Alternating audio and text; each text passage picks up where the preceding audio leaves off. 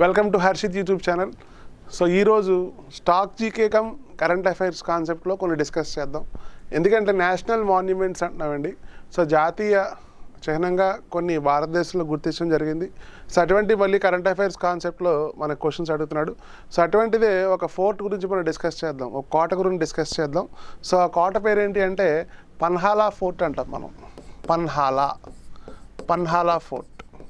ఈ పన్హాలా ఫోర్ట్ అనేది మనకి ఏ స్టేట్లో ఉంది అంటే మహారాష్ట్ర గుర్తుపెట్టుకోవాలి.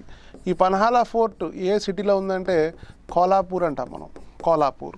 సో కోల్హాపూర్ సిటీలో ఉన్న ఒక కోట పేరు ఏంటి అంటే పన్హాలా ఫోర్ట్ అంటాం మనం, పన్హాలా ఫోర్ట్ అంటాం. అయితే పన్హాలా ఫోర్ట్ మనకి కొల్హాపూర్ నుంచి 20 కిలోమీటర్స్ అండి, 20 కిలోమీటర్లు నార్త్ ఈస్ట్ డైరెక్షన్లో ఉంది, గుర్తుపెట్టుకోవాలి, ఇంపార్టెంట్.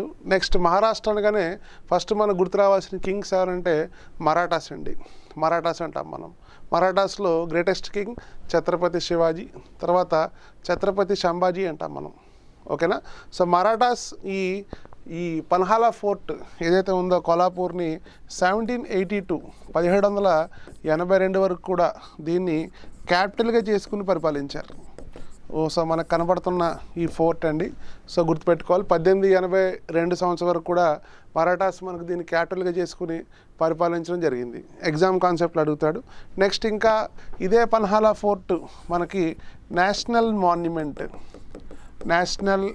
మాన్యుమెంట్గా ఎప్పుడు డిక్లేర్ చేశారంటే ఇండియన్ గవర్నమెంట్ 1954 అండి, 1954 సంవత్సరంలో మనం దీన్ని మనకి నేషనల్ మాన్యుమెంట్గా డిక్లేర్ చేసాం, ఇంపార్టెంట్. నెక్స్ట్ ఇంకా మనకి దీని యొక్క కన్స్ట్రక్షన్ మనకి ఎప్పుడు జరిగింది అంటే 1178 నుంచి 1209 మధ్యలో దీని కన్స్ట్రక్షన్ జరిగింది, ఇంపార్టెంట్. ఇప్పుడు 2025లో మన యునెస్కో హెరిటేజ్ సైట్స్లో మనకి 44th హెరిటేజ్ సైట్గా మరాఠా మిలిటరీ ల్యాండ్స్కేప్ అని చెప్పి ఒక సైట్ని సెలెక్ట్ చేశారండి. అయితే అందులో 11 కోటలు ఉన్నాయండి, 11 ఫోర్ట్స్ ఉన్నాయి. ఆ 11 ఫోర్ట్స్లో మనకి వన్ ఆఫ్ ది ఫోర్ట్ ఏం చెప్తామంటే ఇక్కడ పన్హాలా ఫోర్ట్ అంటాం మనం, ఇంపార్టెంట్. ఇప్పుడు ఇది 2026లో మనకి వార్తలు రావడం జరిగింది. సో కారణం ఏంటి అంటే ఇక్కడ ఈ పన్హాలా ఫోర్ట్ జరిగి ఇల్లీగల్ కన్స్ట్రక్షన్స్ అండి, ఓకేనా. సో అక్రమ కట్టడాలు అనేది జరుగుతుంది. సో అందుకే ఈ ప్లేస్ మనకి వార్తల్లోకి వచ్చింది. సో దీని గురించి మనకి జీకే కాన్సెప్ట్లో మనకి ఎటువంటి క్వశ్చన్ అడిగే అవకాశం ఉంది, ఎక్కడ ఉంది, ఏ నగరంలో ఉంది, దీని యొక్క ప్రత్యేకత ఏంటి, దీన్ని ఎవరు నిర్మించారు అని చెప్పి మనకి క్వశ్చన్స్ అడుగుతాడు, ఇంపార్టెంట్. నెక్స్ట్ ఇంకా ఇక్కడ ఒక లేక్ కూడా ఉందండి, ఒక లేక్, ఓకేనా. సో లేక్ పేరు ఏంటంటే సడూబా లేక్ అంటాం మనం. లేక్ ఏమంటామంటే సడూబా లేక్, ఓకేనా. సో సడూబా సరస్సు ఒడ్డున ఉన్నది ఏంటి అంటే పన్హాలా ఫోర్ట్ అంటాం మనం, ఓకేనా, ఇంపార్టెంట్ అండి. నెక్స్ట్ ఇంకా మరి మహారాష్ట్రలో ఇంపార్టెంట్ ఫోర్ట్స్ ఏంటి అంటే మనకి రాయగఢ్ ఫోర్ట్ అంటాం.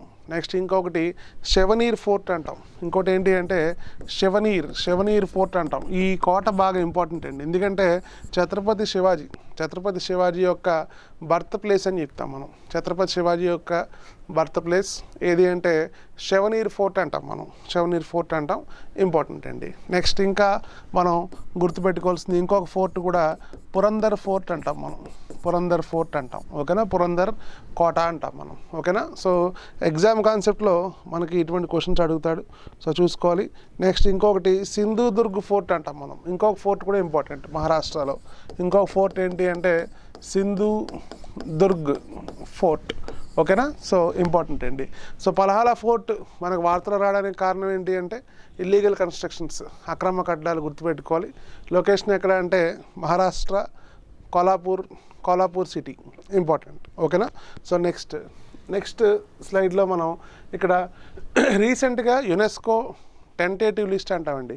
యునెస్కో తాత్కాలిక జాబితాలో భారతదేశంలో ఒక 3 ప్రాంతాలను ఎంచుకున్నారు, ఇంపార్టెంట్. అయితే ఈ 3 క్రియేటివ్ సైట్స్ అంటాం మనం.